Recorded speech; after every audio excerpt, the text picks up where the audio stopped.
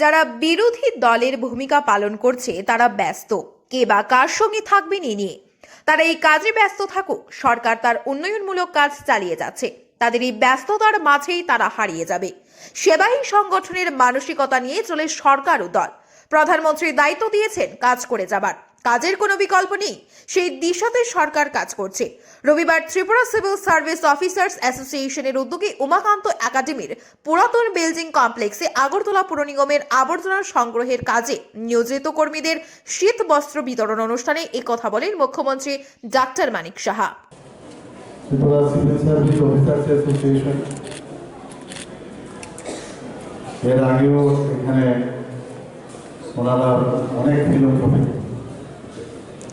যে কাজ ওনারা সারা বছরই করে থাকেন এবং ওনাদের দায়িত্ব অপরিসীম। সরকার এবং জনসাধারণের মাঝখানে ওনারা কিন্তু সেতু উন্নয়নের কাজ করে। সরকার,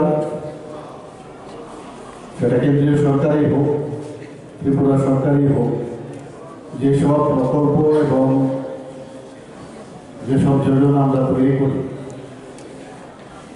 সেগুলো ওনাদের মাধ্যমে অবশ্যই তৈরি হয়, ওনারাও এর মধ্যে থাকে, কিন্তু সেটাকে গিয়ে গ্রাসরুট লেভেলে সেই পরিষেবা প্রদান, সেই কাজটা কিন্তু এই অ্যাসোসিয়েশন সবসময় করে থাকে। অ্যাসোসিয়েশনের সদস্যরা এর জন্য অবশ্যই ওনাদেরকে আমি ধন্যবাদ দেব। এবং আজকের যে বিশেষ দিনে 1 জানুয়ারি 2023 এই ধরনের একটা ব্যতিক্রমী যে অনুষ্ঠান এখানে রেখেছেন এবং যাদেরকে এখানে ডেকে এনেছেন তারা আমাদের অত্যন্ত আমাদের সমাজের জন্য যে কাজ ওনারা করছেন এবং তাদের মূল্যায়ন করে যেভাবে ওনাদেরকে এখানে একটা অনুষ্ঠানের মাধ্যমে শীতের দিনে যে কবল থেকে শুরু করে অন্যান্য যেসব বস্ত্র বিতরণ অনুষ্ঠান, সত্যি এটা আমি কল্পনাও করতে পারি। ভালো লাগলো এখানে এসে। আমরা এখানে যারা বোনেরা আছেন, মেয়েরা আছেন, আমি একটা কথাই বলবো যে আপনারা যেভাবে কাজ করেন, বাইরের থেকে মানুষ যখন ত্রিপুরাতে বা আগরতলায় আসে, আমি দেখেছি যে ওনারা কিন্তু সবসময় এখন তিলোত্তমা আগরতলা শহর হিসাবে ওনারা সেইভাবে আখ্যায়িত করে এবং তার যথার্থতা আপনাদের কারণেই সেটা সম্ভব হয়েছে। আমি গতকালও একটা জায়গায় গিয়েছিলাম, মাতাবাড়ি অঞ্চলে, সেখানে একটা টার্সিয়ারি সেন্টার উদ্বোধন করে এসেছি। সারা ত্রিপুরাতে এই ধরনের টার্সিয়ারি সেন্টার হয়েছে, যেখানে এই কর্মীরা সে কালেক্ট করে বাড়ি থেকে কালেক্ট করে সংগ্রহ করে সেই সেন্টার নিয়ে আসছে। আমি একটু আগে আমাদের মাননীয় মেয়র সাহেবের সাথে কথা বলছিলাম যে আমাদের এখানে জোনাল বেসিসে অনেক এই ধরনের টার্সিয়ারি সেন্টার আছে।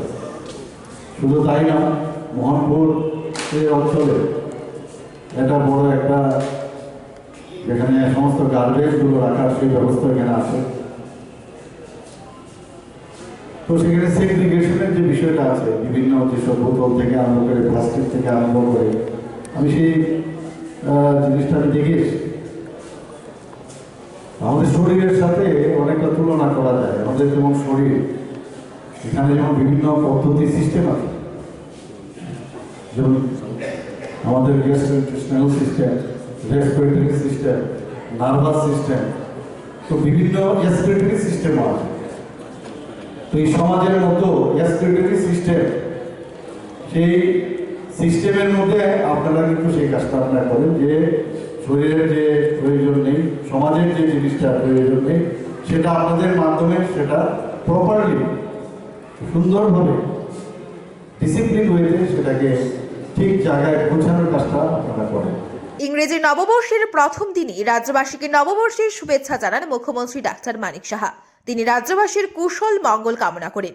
সর্বাঙ্গীর কুশলের মাধ্যমে এক ত্রিপুরা শ্রেষ্ঠ ত্রিপুরা গঠিত হবে বলে জানান তিনি। এদিনের অনুষ্ঠানে উপস্থিত ছিলেন mayor Deepak Majumdar, Tripura civil service officers অ্যাসোসিয়েশনের সাধারণ সম্পাদক অসীম সাহা সহ অন্যান্যরা। Bureau report, Tripura news 8।